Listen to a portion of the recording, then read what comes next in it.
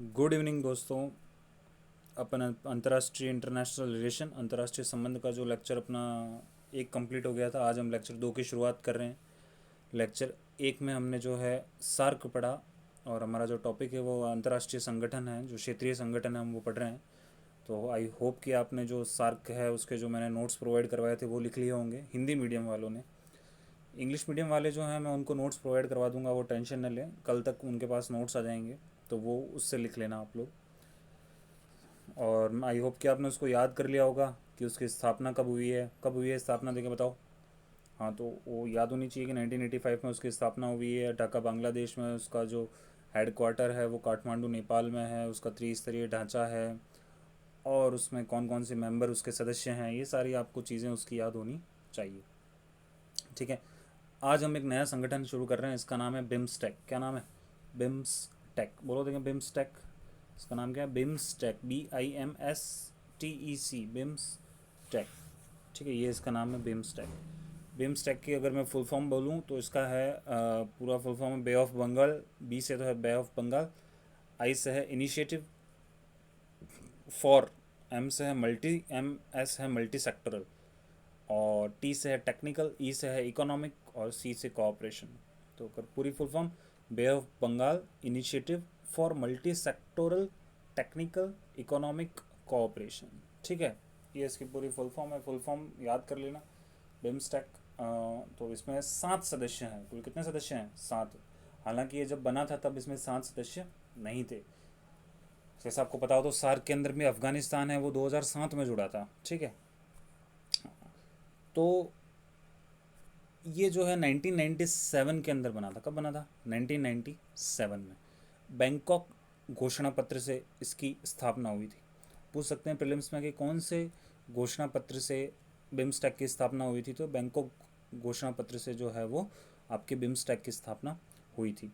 ठीक है, 1997 में, 1997 जून 1997 में इसकी स्थापना हुई थी ना, 1997 जून में हुआ था 1997 के अंदर। ठीक है, बैंकॉक डिक्लेरेशन से हुआ था।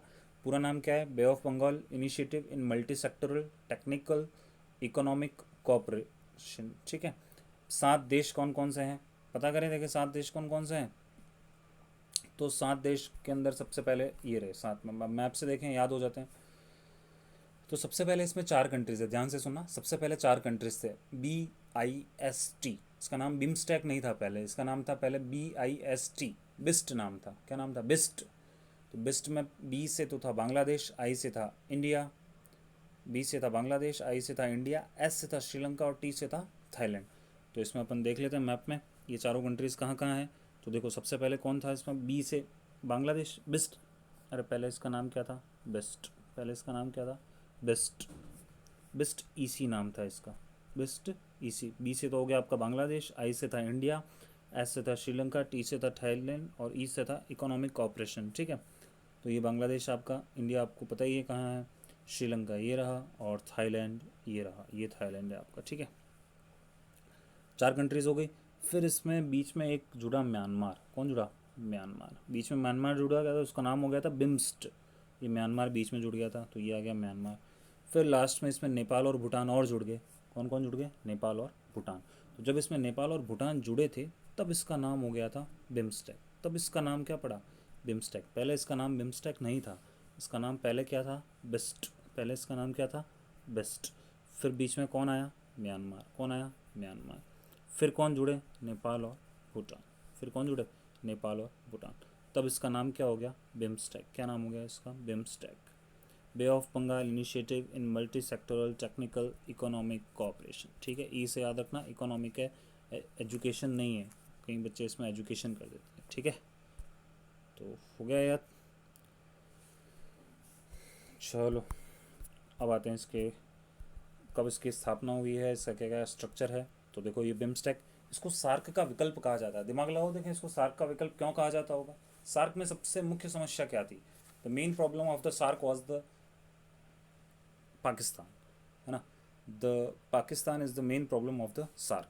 तो अब ये पाकिस्तान की वजह से सार्क प्रॉब्लम कर रहा था, तो ये जो बिम्सटेक है ना, इसके अंदर पाकिस्तान नहीं है। नहीं है, अपने 7 कंट्रीज़ देखी, वापस दोहराओ, देखें 7 कंट्रीज़ कौन कौन सी। सबसे पहले बिस्ट, बी से बांग्लादेश, आई से इंडिया, एस से श्रीलंका, टी से थाईलैंड, ठीक है, बिस्ट हो गया, फिर बीच में एम घुस गया था, म्यांमार घुस गया था, फिर नेपाल और भूटान बाद में ऐड हो गए थे। ठीक है, तो इसकी फुल फॉर्म है आपका Bay of Bengal initiative for multi sectoral technical and economic cooperation. आप ऐसे याद रखें देवनागरी लिपि के अंदर।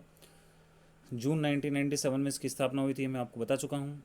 पहले बिस्ट था, Bangladesh, India, Sri Lanka, Thailand, economic cooperation इसका नाम था। दिसंबर के अंदर, दिसंबर 1997 में इसमें म्यांमार जुड़ गया। कौन जुड़ गया? म्यांमार। जून 1997 में तो इसकी स्थापना की गई थी। कौन से घोषणा पत्र से? बैंकॉक घोषणा पत्र से। और दिसंबर 1997 लगभग 6 महीने बाद इसमें और कौन जुड़ गया? म्यांमार जुड़ गया। ठीक है, फिर 2004 के अंदर, कब? 2004 में इसके नेपाल और भूटान भी सदस्य बन गए। 2004 में इसके कौन सदस्य बन गए? नेपाल और भूटान। तो वर्तमान में कितने सदस्य हो गए इसके? कुल 7 सदस्य। सार्क में कुल कितने सदस्य हैं? 8 सदस्य। ठीक है, तो ये यहाँ तक हमने पढ़ लिया। अब इसमें हमें कि यार ये लोग क्या क्या काम करेंगे, तो इन्होंने अपने कामों का निर्धारण कर रखा है कि यार बिम्स्टेक जो है वो 14 विषय पे काम करेगा। कितने विषय पे काम करेगा? 14 सब्जेक्ट्स पे। ये आपको याद रखना है, 14 विषय। और इन्होंने देशों को बांट और दिए कि कौन सा देश कौन कौन से काम करेगा। तो भारत को 4 विषय दिए गए। भारत को कितने विषय दिए गए? 4 विषय। कौन कौन से 4 विषय दिए गए भारत को? भारत को जो 4 विषय दिए गए हैं उसमें है परिवहन एवं संचार, है ना, ट्रांसपोर्टेशन एंड कम्युनिकेशन। फिर सेकंड है आपका पर्यावरण एवं आपदा प्रबंधन, एनवायरनमेंट एवं आपदा प्रबंधन को क्या बोलते हो आप? Disaster management. फिर थर्ड है आपका आतंकवाद विरोध, काउंटर टेररिज्म एंड इंटरनेशनल अपराध आपके जो हैं, और पर्यटन। ठीक है, टूरिज्म। तो ये आपके 4 किस्में हैं इंडिया के। वापस परिवहन एवं संचार, है ना, परिवहन, परिवहन आप समझते हो, ट्रांसपोर्टेशन जो है। संचार हो गया आपका कम्युनिकेशन। फिर आपका पर्यावरण और आपदा प्रबंधन। तीसरा सब्जेक्ट है आतंकवाद विरोध, काउंटर टेररिज्म एंड इंटरनेशनल आपका अपराध, अंतर्राष्ट्रीय अपराध जो है, क्राइम, इंटरनेशनल क्राइम। और लास्ट है आपका पर्यटन। ठीक है, बांग्लादेश को 2 विषय दिए हैं, व्यापार और निवेश, बिजनेस एंड इन्वेस्टमेंट, और जलवायु परिवर्तन। ठीक है, क्लाइमेट चेंज। बांग्लादेश के 2 विषय हो गए। म्यांमार के भी 2 विषय हैं, एनर्जी और एग्रीकल्चर। इसको याद रख लें, म्यांमार के 2 विषय कौन से हैं? एक तो एनर्जी है और एक एग्रीकल्चर है। ई से एनर्जी, ए से एग्रीकल्चर। ये पूछे जाएंगे, आप याद रख लें। थाईलैंड के 3 विषय हैं, जन स्वास्थ्य। जन स्वास्थ्य मतलब पब्लिक हेल्थ। जन स्वास्थ्य मतलब क्या होता है? Public health. जनसंपर्क, पब्लिक कॉन्टैक्ट। और मत्स्यन, मत्स्यन मतलब क्या होता है? फिशरीज, है ना।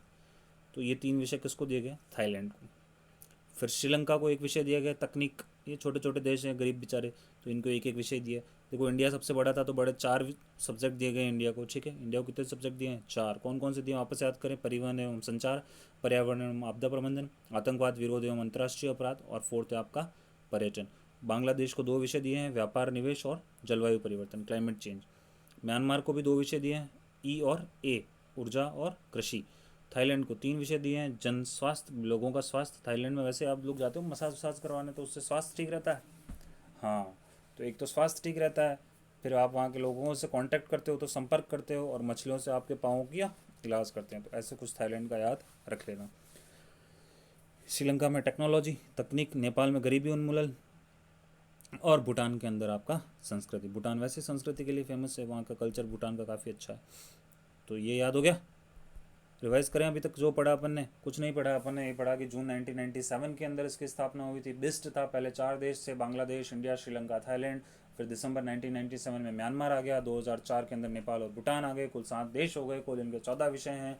4 विषय भारत के पास हैं, 2 विषय बांग्लादेश के पास हैं, 2 विषय म्यांमार के पास है, थाईलैंड के पास 3 विषय हैं, जन स्वास्थ्य, जनसंपर्क, मत्स्य। ठीक है, चलो अब बात करते हैं कि एक काठमांडू सम्मेलन हुआ था इनके। देखो अभी तक कुल ही 4 सम्मेलन हुए हैं, बहुत ही, ये कुल ही 4 सम्मेलन हुए हैं इसके, सॉरी, हाँ, इसके अभी तक कुल 4 सम्मेलन हुए हैं बिम्स्टेक के। तो 4 सम्मेलन कहाँ कहाँ हुए हैं पहले तो ये देख लो आप। 4 सम्मेलन में सबसे पहला सम्मेलन इसका 2004 में हुआ था बैंकॉक में। ठीक है, फिर 2008 में हुआ था नई दिल्ली में। फिर म्यांमार की राजधानी है, उसको बोलते हैं नेपिदा, नेपदा। ठीक है, नेपदा में हुआ था 2014 में। और काठमांडू नेपाल की राजधानी आपका वहाँ पे हुआ था 2018 में। थाईलैंड की राजधानी बैंकॉक में हुआ था 2004 में। फिर 4 साल के बाद नई दिल्ली में हुआ, इंडिया की राजधानी में 2014 में हुआ। फिर नेपेदो म्यांमार में। और 2018 के अंदर किस में हुआ? काठमांडू में। तो तो ये चारों आप बिल्कुल याद रख लें, इसको रख लें, ये बहुत ही इंपॉर्टेंट है। अभी तक इसका 5वां सम्मेलन नहीं हुआ है। तो जब इसका 4था सम्मेलन हुआ था ना, तब इसमें 2 नए विषय जोड़े गए थे, ब्लू इकोनॉमी और माउंटेन इकोनॉमी, है ना। ब्लू इकोनॉमी और माउंटेन इकोनॉमी। ब्लू इकोनॉमी किसके लिए था? ब्लू इकोनॉमी मीन्स क्या होता है, पहले तो आप ये समझिए। ब्लू इकोनॉमी मतलब ये समुद्र से रिलेटेड है, कि आपका समुद्र के अंदर जो रिसोर्सेज हैं उनका उपयोग करना, जैसे मछली हो गई या और भी जो समुद्र के रिसोर्सेज हैं उनका उपयोग करना, है ना। और माउंटेन इकोनॉमी मतलब जो पर्वत पे आपकी जो चीज़ें होती है, पर्वत पे जो रिसोर्सेज हैं उससे संबंधित। तो ब्लू इकोनॉमी और माउंटेन इकोनॉमी, इसमें 2 और नए विषय जोड़े गए थे, ठीक है। अब बिम्स्टेक की संरचना की बात करें, हमने सार्क की संरचना की बात की थी, उसमें 3 स्तरीय संरचना थी, इसमें 4 स्तरीय संरचना है। कितने स्तरीय संरचना है? 4 स्तरीय। वही शिखर स्तर पर क्या करते हैं, सभी जो ये देशों के अध्यक्ष हैं वो मिलते हैं हर साल। ऐसा बोलते हैं कि हर साल मिलेंगे, हालांकि हर साल मिलते नहीं हैं, तो इनको समिट बोलते हैं। तो सदस्य देशों के राष्ट्र प्रमुख अथवा जो राष्ट्राध्यक्ष होते हैं वो इसमें भाग लेते हैं। अभी तक 4 सम्मेलन हो चुके हैं, 4, 8, 14, 18। बोलो तो क्या, 2004, 2008, 2014, 2018, 2004, 2008, 2014, 2018। सबसे पहले कहाँ पे हुआ था? बैंकॉक में, फिर हुआ था नई दिल्ली में, फिर म्यांमार की राजधानी नेप्यादा में और काठमांडू में। तो ये जब ये लोग मिलते हैं तो हमेशा अपना घोषणा पत्र जारी करते हैं। अब ये मिलते हैं तो बेचारे कुछ तो करेंगे मिलके, तो मिलते हैं, मीटिंग करते हैं और फिर बोलते हैं हम ये करेंगे वो करेंगे, एक बड़े ऐसे बोल बच्चन टाइप के घोषणा पत्र जारी करते हैं। तो इन्होंने अभी काठमांडू जो 2018 में हुआ था वो घोषणा पत्र जारी किया था, तो उसके अंदर क्या क्या चीज़ें थी वो थोड़ी सी देख लेते हैं। इन्होंने कहा था कि ग्रिड जोड़ने के लिए समझौता किया था। ग्रिड मतलब वही आपका जो एनर्जी का जो ग्रिड होता है उसको जोड़ने के लिए, एक दूसरे के लिए, इलेक्ट्रिसिटी के लिए। फिर बिम्स्टेक सचिवालय को अधिक प्रभावी बना जाएगा। इन्होंने कहा था यार बिम्स्टेक का जो सेक्रेटरीट है ना, इसको हम और अधिक प्रभावी बनाएंगे, है ना, और ज़्यादा इफेक्टिव बनाएंगे, ठीक है। अभी कहाँ पे इसका सेक्रेटरीट बात करेंगे हम। बिम्स्टेक के बीच मोटर वाहन समझौता तथा तटीय जहाज समझौता किया जाए। आपको पता हो तो BBIN समझौता हमने कल पढ़ा था, BBIN समझौता, हाँ वो मोटर व्हीकल समझौता ही है। तो इन्होंने कहा कि हम बिम्स्टेक के जो देश हैं वो भी आपस में मिलकर मोटर व्हीकल एग्रीमेंट करेंगे और तटीय जहाज समझौता भी करेंगे। जहाज समझौता, 2 नए विषय शामिल किए गए, कौन कौन से? ब्लू इकोनॉमी होता है और माउंटेन इकोनॉमी। आतंकवाद के विरुद्ध प्रभावी कार्य करने का निर्णय लिया गया और बिम्स्टेक देशों के मध्य युद्ध अभ्यास आयोजित किए जाएंगे। युद्ध अभ्यास होते रहते हैं ना आपको, एक दूसरे देशों के मध्य ये केवल युद्ध का अभ्यास करते हैं। तो ये काम किए गए। वापस कौन कौन से काम किए गए? ग्रिड जोड़ना है, सचिवालय को अधिक प्रभावी बनाना है, मोटर वाहन समझौता करना है, तटीय जहाज समझौता करना है, 2 नए विषय ब्लू इकोनॉमी और माउंटेन इकोनॉमी जोड़े गए, आतंकवाद के विरुद्ध प्रभावी कार्य करना है, और बिम्स्टेक के देशों के मध्य क्या होगा? युद्ध अभ्यास, ठीक है सर। तो आपका ये तो हो गया पहला स्तर। दूसरा स्तर है मंत्री स्तरीय सम्मेलन। मंत्री स्तरीय सम्मेलन जहाँ पे आपके जो मंत्री, काउंसिल ऑफ मिनिस्टर्स टाइप के मंत्री लोग आपस में मिलते हैं। फिर उच्च अधिकारी को बैठ के, इसमें जो आपके प्रशासनिक अधिकारी है वो मिलते हैं। और चौथा है सचिवालय का आपका स्तर। तो सचिवालय स्तर है इसका, ढाका बांग्लादेश में है। इसकी स्थापना 2014 में की गई थी और इसके महासचिव जो हैं वो हैं शाहिद उल इस्लाम। महासचिव कौन है? शाहिद उल इस्लाम। बताओ सार्क का मुख्यालय कहाँ है? सार्क का मुख्यालय कहाँ है? सार्क का सचिवालय कहाँ है? सार्क का सचिवालय कहाँ है? काठमांडू, नेपाल में। और जबकि इसका सचिवालय कहाँ है? बिम्स्टेक का।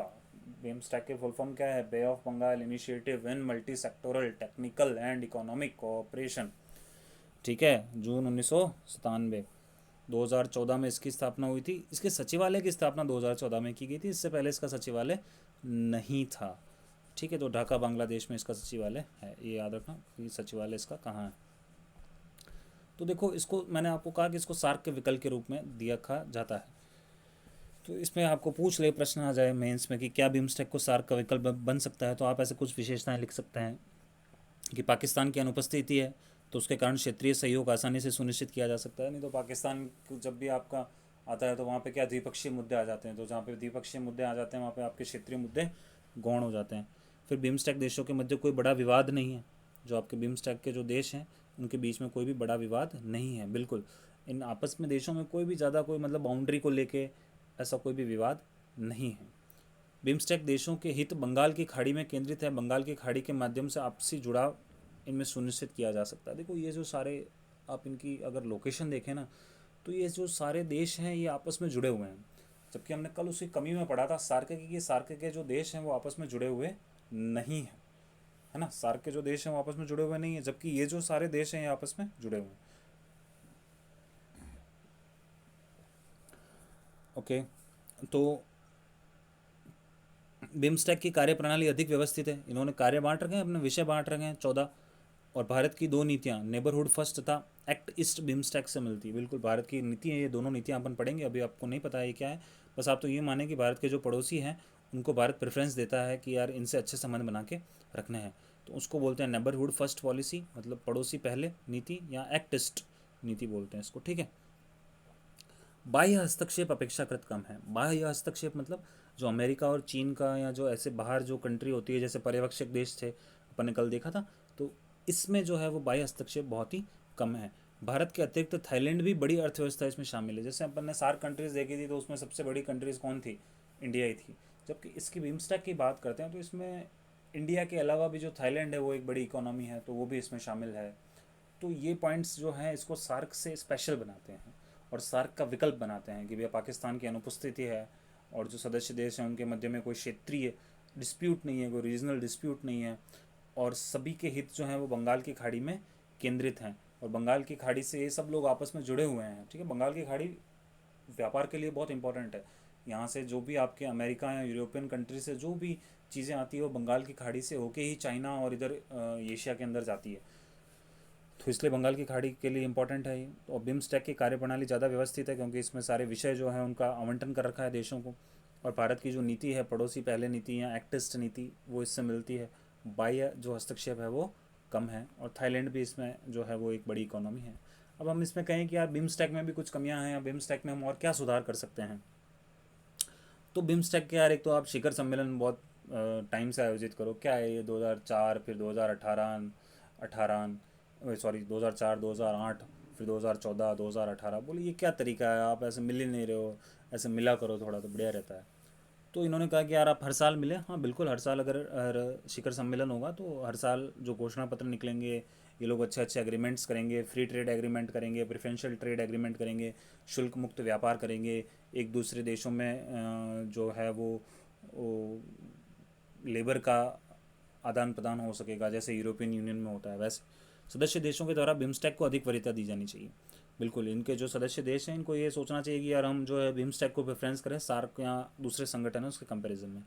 बिम्स्टेक देश 2004 से मुक्त व्यापार समझौते पर बातचीत कर रहे हैं, लेकिन इसे शीघ्र ही पूरा किया जाना चाहिए। देखो ये लोग 2004 से लगे हुए हैं कि यार अपन एक मुक्त व्यापार समझौता करते हैं, मुक्त व्यापार समझौता करते हैं, पर ये अभी तक हुआ नहीं है, तो इसको जल्दी से जल्दी करना चाहिए। और सचिवालय जो है उसकी इफ़ेक्टिवनेस को और भी बढ़ाना चाहिए, है ना। सचिवालय जो है आपका सेक्रेटरीट, उसकी इफ़ेक्टिवनेस को इनको और बढ़ाना चाहिए। एक काम और हुआ था अभी फरवरी के अंदर, ये देखो आपके अपने मोटा भाई हैं, माननीय गृह मंत्री हैं अपने देश के, तो Amit Shah to inaugurate India's first BIMSTEC conference on drug trafficking. बिल्कुल, ये 13 से 14 फरवरी को ड्रग ट्रैफिकिंग, ड्रग मतलब ये क्या होता है कि ड्रग माफिया है ये इन देशों में, ये प्रॉब्लम है कि एक कंट्री से दूसरे कंट्री से के अंदर ये ड्रग माफिया काम करता है। तो इसको कम करने के लिए या इस पर सपोर्ट करने के लिए इन बिम्स्टेक देशों की एक मीटिंग हुई थी जो कि इंडिया में हुई थी, और इसका आयोजन इंडिया में किया गया था। तो ये 13 से 14 फरवरी हुआ था। तो देखो अब आपको क्या करना है कि आप ये जब भी लिखते हो ना, आप ये जो संगठन मैं आपको बता रहा हूँ, जैसे आज अपन ने सार्क, कल अपन ने सार्क पढ़ा, आज बिम्स्टेक पढ़ा, तो ये आपको लिखना है। और जब आपका एंड होता है वहाँ पे आप हमेशा थोड़ा सा गैप छोड़ दिया करें, क्योंकि जब भी इनकी कोई नई मीटिंग होती है, ये लोग मिलते हैं या कोई समझौता करते हैं, या इनकी नेक्स्ट मीटिंग कहाँ होती है, तो ये सारा क्या आपके करंट अफेयर में ऐड होता रहेगा। ये तो हो गया आपका स्टेशनरी, और जो भी अभी तक जितना करंट हुआ ये मैंने बता दिया। पर आगे अगर इससे रिलेटेड अगर कोई भी करंट हो, जैसे बिम्स्टेक की कोई न्यूज़ आती है या सार्क की कोई न्यूज़ आती है, तो आपको तुरंत इसके अंदर क्या करना है, ऐड ऑन करना है, ठीक है। तो एक क्विक रिवीजन कर लें फटाफट, लो देखें क्विक रिवीजन, देखो 5 मिनट लगेंगे। बिम्स्टेक पूरा नाम Bay of Bengal initiative in multi sectoral technical and economic cooperation. सबसे पहले बेस्ट था बांग्लादेश, इंडिया, श्रीलंका, थाईलैंड। फिर ये जून 1997 में इसकी स्थापना हुई थी। दिसंबर 1997 में इसमें म्यांमार आ गया। 2004 में नेपाल, भूटान आ गए, 7 सदस्य हो गए। सबको अलग अलग विषय का बंटवारा कर रखा है। भारत को 4 विषय दे रखे हैं। कौन कौन से दे रखे हैं? परिवहन, संचार, पर्यावरण एवं आपदा प्रबंधन, आतंकवाद विरोध एवं अंतर्राष्ट्रीय अपराध और पर्यटन। बांग्लादेश को 2 विषय हैं, व्यापार और निवेश, जलवायु परिवर्तन। म्यांमार को 2 है, ऊर्जा, कृषि, आप देख लेना, ठीक है। ये विषय दे रखे हैं। फिर इसके अभी तक 4 हुए हैं, सम्मेलन हुए हैं, शिखर सम्मेलन 4 स्तरीय इसका ढांचा है। 2004 में, 8 में, 14 में, 18 में बैंकॉक, नई दिल्ली, नेपियादू म्यांमार की राजधानी, और काठमांडू। काठमांडू घोषणा पत्र में क्या हुआ था आप देख लेना। ग्रिड के लिए एक समझौता हुआ था। बिम्स्टेक का जो सचिवालय उसको ज्यादा इफेक्टिव बनाता था, और युद्धाभ्यास वगैरह, ठीक है। ये आप देख लेना 2004 में 2014 के अंदर इसका जो सचिवालय की स्थापना की गई ढाका के अंदर, और फिर अभी इसमें क्या क्या कमियां हैं और सार्क का कैसे विकल्प बन सकता है, ये इसमें आप देख लेना। ठीक है, कल अखिलेश और ओम प्रकाश के नाम लेना हम भूल गए थे, सॉरी अखिलेश और ओम प्रकाश। और आप सभी सेफ होंगे और हेल्दी रहें, खुश रहें, फिज़िकली भी फिट रहें और मेंटली भी फिट रहें, और ज़्यादा बोझ करके ना पढ़ें, बट हाँ 4-5 घंटे कम से कम निकालें पढ़ाई के लिए। इसको लिख लेना, मैं ये PDF शेयर कर दूँगा। Thank you so much.